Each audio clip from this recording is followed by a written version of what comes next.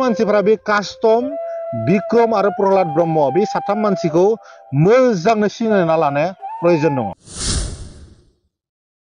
सानदों फैबाय थानाय 2025 मायथाइनि बिटिसिनि बिसायख'थियाव जोङो बिपिएफ सरकार फैगोन 100% रोखा जानानै दङ।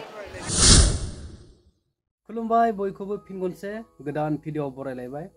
लोगोफोर बे समाव आं नोंथांमोननि गेजेराव जोंनि बिटिसिनि मोननै राजखान्थि दोलो बिपिएफ आरो इउपिपिएलनि गेजेराव दामानि सोलिबाय थानाय बियो बेखौ गोबां दान्थे बिदान्थे बाथ्रा बुंलायनाय आरो बिनि गेजेराव माखासे समनिफ्रायनो मोन्नैबो हान्जानि गेजेराव खौसे जानानै फैबाय थानाय समाव मोन्नैबो हान्जाया बिपिएफ आरो इउपिपिएल खौसे जानानै इलेक्सन गेलेनायनि बाथ्राया गोबां सोलिबाय थादों।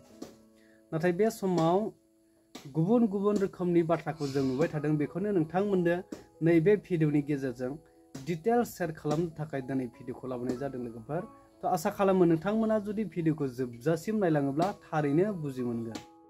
नङा इउपिपिएलआ सावरायनायनि मुङाव नाटक खालामदोंब्ला जों बेखौ मोनथिया, खिन्थु बिपिएफ हान्जानिफ्राय जोङो लुबैदों जे बिथांमोना बिटिसिखौ रैखा खालामनांगौनि सार्थआव जुदि खौसे जानायनि बाथ्रा सानमारदोंब्ला जोङो बिपिएफ दोलोनिफ्राय जोंनि चिफ सारा मालाबानो बुंगासिनो दं जे जों बेखौ वेलकाम खालामगासिनो दङ आरो नंगुबै सेन्सआव रायलायनानै बिथांमोना माने सावरायनायखौ जोङो लुबैदों।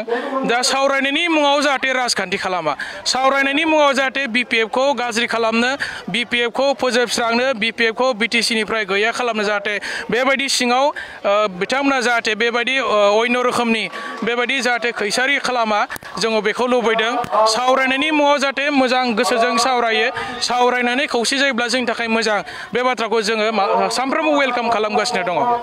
गोबां माने दैदेनगिरिफ्रा जोंनावबो जइन जादों आरो जोंनिफ्रायबो साफा सानै मालाबा सोरबा जोंथ' माखासेखौ सिनाया माला बिपिएफ लिडारमोन, गावबा गाव थांनानै बुंनानै लाहैलाबायो जे आं बिपिएफनि आमुगामोन, खिन्थु बिथांमोना मालाबाबो एक्टिभ वार्कार नङा आरो जों सिनाया बिथांमोनखौ। जे साफा सानै थांदोंमोन बिथांमोनखौ जों सिनायो, खिन्थु माखासेखौ जों सिनाया। बिथांमोना थांनानै बुंना लाहैदों आङो बिपिएफनि आमुगा, माने बिथांमोना इउपिपिएल हान्जायाव हाबनायनि उनाव जाहाथे बिथांमोना बै हान्जायाव गुरुत्व मोनो, सनमान मोनो, बेनि थाखायथ' माखासे बुंना लाहैदों जानांगौ आरो। बिपिएफनि माखासे दैदेनगिरि बिथांमोना बेराफारसेथिं बुंदों जे खौसेथिनि सावरायगासिनो दङ, बे समावहाय जानला मानला बाथ्रा बुंनो नाङा। दा बे हिसाबैनो जों बयबो धैर्य हमलायलायनानै बाथ्राफोरखौ मानिलायनानै जुदियोबा माखासे समाव गोनांथार माखासे बाथ्राखौ बुंनो गोनां थायो, थेवबो जोङो खौसेथिनि सार्थआव हारिनि सार्थआव माखासे बाथ्राखौ बुङाखै। नाथायबा बे साननैसोआव जों जेखौ मोनदांदों बेखौ जुदि नायोब्ला जोङो बुजिनो हायो जे बिपिएफनि माखासे थिफुदला सेंग्राफ्रा सोरबा कास्टम बसुमतारी, सोरबा प्रहलाद ब्रह्म बिथां, सोरबा बिक्रम दैमारि बिथांमोना सानफ्रोमबो निउस मिडियायाव ओंखारनानै जेरैबायदि जानो गोनां खौसेथिनि हेंथायै बाथ्राफोरखौ बुंगासिनो दङ। जोङो बर' हिसाबै जोबोद दुखु मोनदों। जोङो राजखान्थिखौ गोजानाव दोननानै माखासे बाथ्राखौ सावरायनायाव जिहेतु बयबो गोसो होदों, बर' रायजो राजाया बेखौनो लुबैदों। बेराफारसेथिं बिथांमोना खौसेथिखौ जानांगौनि सार्थआव गावसोरनो बुंग्रोदोंमोन जे रावबो जानला मानला कमेन्ट होलायनो नाङा बा मिडियायाव काउन्टार होलायनो नाङा। जेब्लानो बिथांमोना मिडियायाव ओंखारो जोंनि बर' रायजो राजाफोरनि गेजेराव अर सुनानै होनो नागिरो। सोरबा बुङो मालाबा सिएमआ रिजाइन होनांगौ, सोरबा बुङो माने इलेक्सन फाथिनांगौ, इलेक्सन खालामनांगौ, सोरबा बुंदों ओरै खालामदों। बिदिजों बोरै खौसेथिया जानो? बिथांमोननिनो सिनियर माखासे दैदेनगिरि बिथांमोना बुंदों जे खौसेथिनि सार्थआव बयबो धैर्य हमलायलायनांगौ। अब्ला दिनै कास्टम बसुमतारी, सोरबा बिक्रम दैमारि, सोरबा प्रहलाद ब्रह्म बिथांमोना बबे ग्रहनिफ्राय फैनाय? बिथांमोनाथ' बिपिएफ पार्टिनिफ्रायनो बिलं खालामो। अब्ला बिथांमोना जे बे गोदाव सोराव मिडियानि सिगाङाव ओंखारनानै बुखेदलाबायगासिनो दङ, बेवहाय बहाबा नङा बहाबा सावरायनायाव एसेबाबो हेम्पार गोलैयो होननानै बर' रायजो राजा बिथांमोना फिल खालामदों। दा बाथ्राया दिनै मोनसे साननायनि खरा होदों मानसिफोरनि सिगाङाव। रायजो राजा बिथांमोनाबो खोब गोथौयै बाथ्राफोरखौ बिजिरनो नाजादों जे प्रहलाद ब्रह्मआ सोर? गोबाङानो बुंसोलायदों जे बै समाव दुलाराय बर' फरायसा आफादाव थानाय समाव बिथाङा दुलाराय बर' फरायसा आफादनि जि संबिधान बेखौ बिथाङा मानियाब्लासिनो बहाबा जुवानि फैसा खांनानै होखारजादों होननानै खोनानो मोन्दों। बाथ्राया बेसेबां सैथो मिथिया, खिन्थु रायजो राजा बिथांमोना सावरायनाय हिसाबै गुवार लेभेलाव सावरायजानाय हिसाबै बाथ्राया थारैनो माबा मोनसे दंमार होननानै साननो गोनां जादों।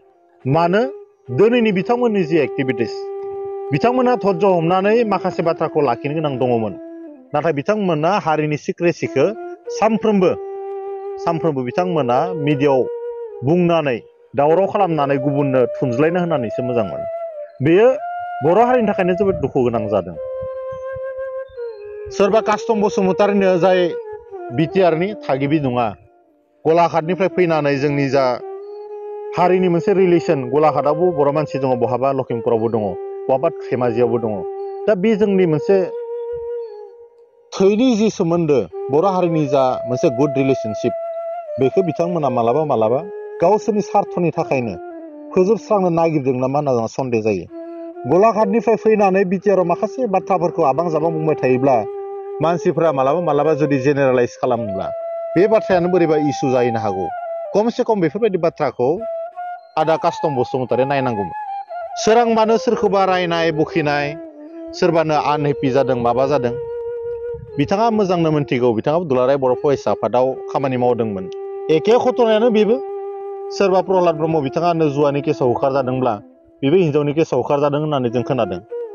बेफोरबायदि साफा सानै लिडारफ्रा गावसोरानो जायफ्रा स्टेबिलिटि गैया लिडारशिपनि, जायफ्रा दिनै जातिनि इसुजों खारफानो हायाखै, बेफोरबायदि मानसिया मैया दाखालैसो माने अखम जातीय परिषदआव थानानै दिनैनि बिपिएफआव फैलायबाय, गाबोनबा बहा थाङो। बेफोरबायदि लिडारफ्रा फैनानै जानला मोनला बाथ्रा बुंनानै जाय समाव हारिनि खौसेथि जानायनि सम, बै समाव बिथांमोननि जि नांला बांसा बाथ्रा बुंनाय, बियो थारैनो हारिनि थाखाय खैफोद गोनां। बेखौ बयबो सानदों आरो सिरियासलिनो लादों बाथ्राफोरखौ, जे बिथांमोनजों मालाबाबो हारि दानाय बा खौसेथिनि बाथ्राया जानाय नङा खोमा होनना। सोरबा बिक्रम दैमारि बिपिएफनि सरकार थानाय समाव गोलाव सम थिकादार जानानै कौटि रां खामायबाय। दिनै सरकार बायस्रानानै बिपिएफनि सरकार गैयैलाय मानसिया गोदाव सोराव जादों। थाखा फैसा बै समाव नांगौ बायदि मोन्दोंमोन, हाग्रामा महिलानि दैदेननायाव बिथाङा जि गोसो जेरै गोसो करापसन खालामनो मोन्दोंमोन खोमा बै समाव, जायनि थाखाय बिथांमोना बे एखे इजिमानि जि प्रसेस हारि दानायनि बाथ्राखौ बै समाव बिथांमोना कुनु दिना गोसोआव गोलैफेरासै। बिक्रम दैमारिया थांनाय 17 बोसोराव मालाबाबो रन्जन दैमारि बिथांनि बाथ्रा बुंफेरासै। दिनै जाय समाव हारियाव खौसेथिनि बाथ्रा सावरायबाय थादों, बिथांमोन बायदि जाति बिर'धि मानसिफ्रा मालाबा मेथाइ खननानै, मालाबा इमसनेल स्पिच होनानै, बहाबा थांनानै गाबफ्लानानै हारिखौ जेरैबायदि मिसलिड खालामनो नागिरदों, बेखौ बर' रायजो राजाया नुगासिनो दं। आरो बर' जातिया मोनसे एक्सपिरियेन्स गोनां हारि, मानसिफोरखौ सिनायो सोर लिडारा बेसे गोथौनि, सोर लिडारा हारिनि थाखाय खामानि मावदों। बिथांमोना बुंदोंमोन जे इउपिपिएल सरकारा हारिनि थाखाय सानाखै होननानै बिथांमोना बुंदोंमोन। जुदि हारिनि थाखाय सानाखैब्ला दिनै एनडिएफबिनि जोहोलावफोरखौ जे मैया दाखालैसो भुटाननिफ्राय लाबोबाय, भुटाननि जेलाव दंमोन बिथांमोना, बिक्रम दैमारिया बे बाथ्राखौ मिथियामोन खोमा। जोंनि सरकारा, जोंनि दैदेनगिरिफ्रा, एनडिएफबिनि जोहोलावफ्रा जायफ्रा बायजोआव दङ, बिथांमोना सरकारजों सावरायनानै, हम मिनिस्टारजों सावरायनानै, गभर्नमेन्ट अफ भुटानजों सावरायनानै जेरैबायदि इनिसियेटिभ लाबाय, बेथ' हारिनि थाखायनो गिदिर खामानि। मैया दाखालै मोनसे इन्टारभिउ नुदों, जेराव सासे जेल जानाय जोंनि एनडिएफबिनि जोहोलाव बिथाङा बुंदों जे बिथांमोनखौ सैमानिख्रुइ बांसिन अत्याचार खालामदों, खाथ्सार जुनार बायदि आखु बिथांमोननि सायाव बाहायदों। दा बेफोरबायदि मानसिखौ उद्धार खालामनानै मानगिरि प्रमद बर' बिथांनि दैदेननायाव जि गावनि न'खराव बिदा फंबायजों लोगोसे लाबोदों, बे बेसेबांबा गिदिर बाथ्रा। सानफ्रोमबो हाग्रामा महिलारिनि दैदेननाय जि बिपिएफ, बिथांमोना लुबैयो नामा भाइलेन्सनि बाथ्राखौ? जाय समावनोखि हाग्रा बंग्रायाव जोंनि मानसिफ्रा सोमावसारनायनि मुङाव थानो गोनां जादोंमोन, बै समाव रावबो गावनि न'आव थानो मोनाखैमोन, ना गावनि बिदा फंबायजों लोगोसे, ना बिमा बिफाजों लोगोसे, ना गावनि न'खरनि असे मानसिफोरजों रायज्लायनानै ओंखाम बोथिसे मोनजादों। खमसे खम बे मोनसे परिबेसाथ' फैदों।